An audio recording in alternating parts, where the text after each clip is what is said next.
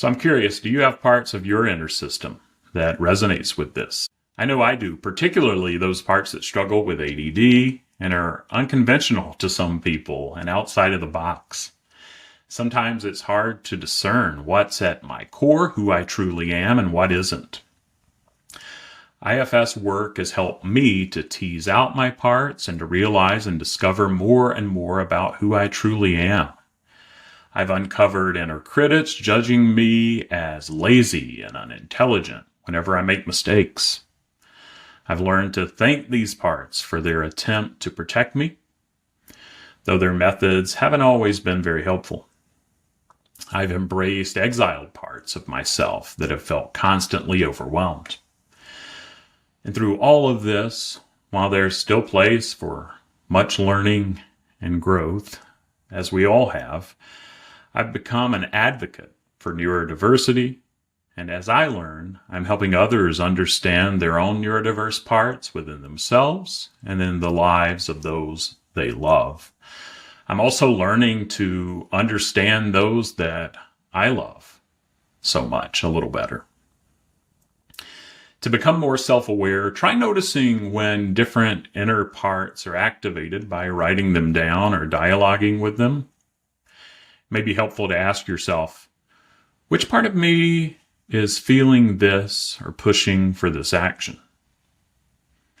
And see if you can sense its purpose while acknowledging its emotions. Or when you feel inner conflict, it may be helpful to try bringing compassion to each part rather than suppressing it. Maybe say internally, I know you're trying to help or protect me, but this is hurting us overall. What do you truly need? And see what that part responds. And there may be another part that wants to chime in. And then see if you can compromise or find another way for each part to feel safe. Practice accepting and expressing rather than hiding traits like stimming or ticking, information dumping, or literal speech. And I know I have some parts that come out with literal speech that mean something totally different than others may perceive. So if you have those parts, accept them with some compassion and seek to get to know them more. Be curious. Recognize these not as negatives, but as expressions of your authentic self.